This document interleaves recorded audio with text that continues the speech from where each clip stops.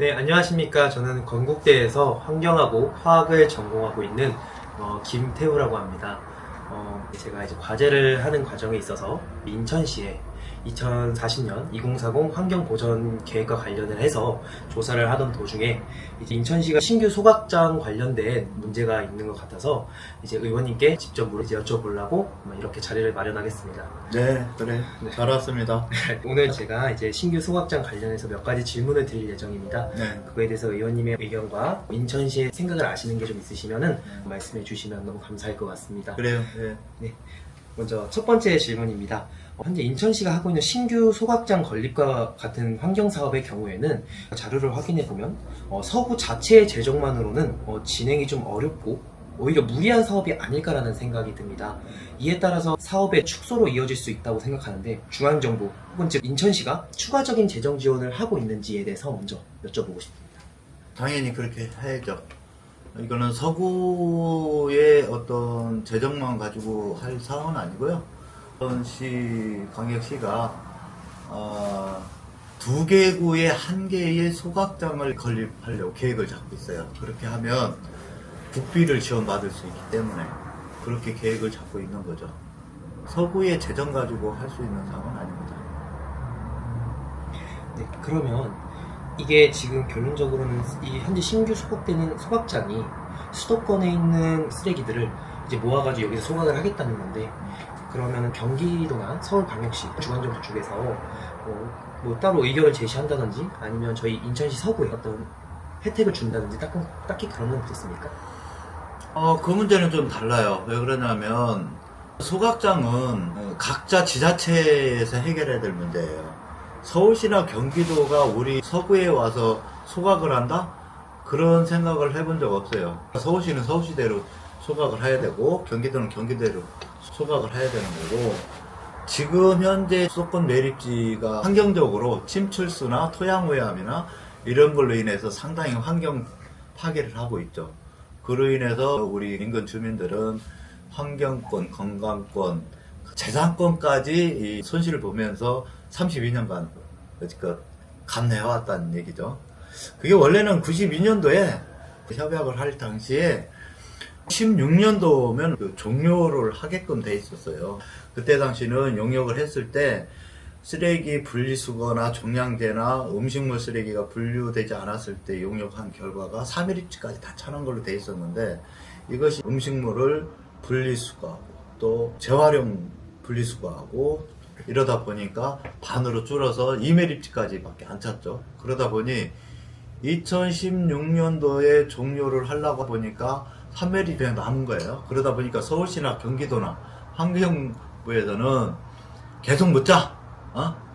15년도에 유정복 시장님이 사자협의에 의해서 지자체에서 대체 매립지를 강구할 때까지 3-109를 일부러 준 건데 그것이 이제 내년이면 직매립도 이제 법안으로 금지가 돼 있어요.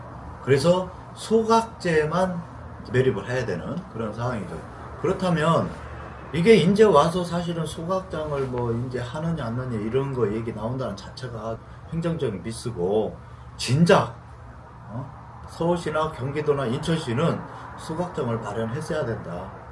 그래서 지금 질문한 취지를 보면 마치 서울시나 경기도가 소각을 하는 쓰레기도 인천으로 다 갖고 와서 소각하는 거 아니냐 이런 질문인 것 같은데 그거는 우리가 받아들일 수가 없습니다.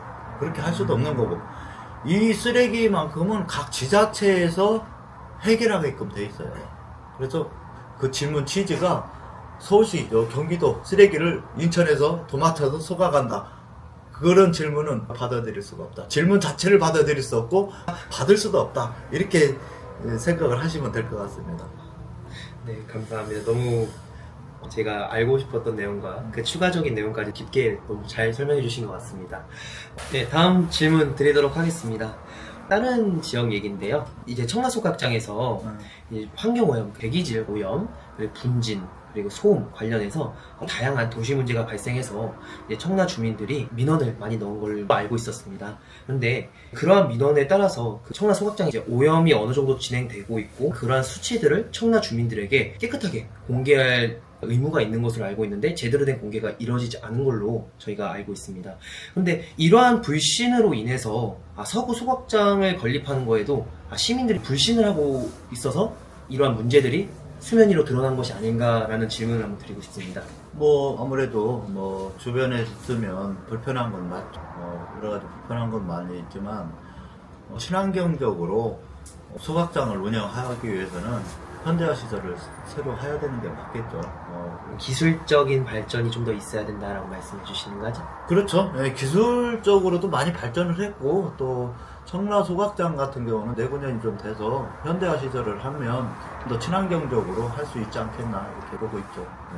그리고 그런 부분들은 좀 더 신경 써야 될 문제라고 봅니다. 네, 감사합니다. 네, 다음 질문 넘어가 보도록 하겠습니다. 다음 질문은 현재 서구 주민으로서 굉장히 관심이 많은 질문인데요. 지금 서구와 검단구로 이제 분구가 될 계획입니다.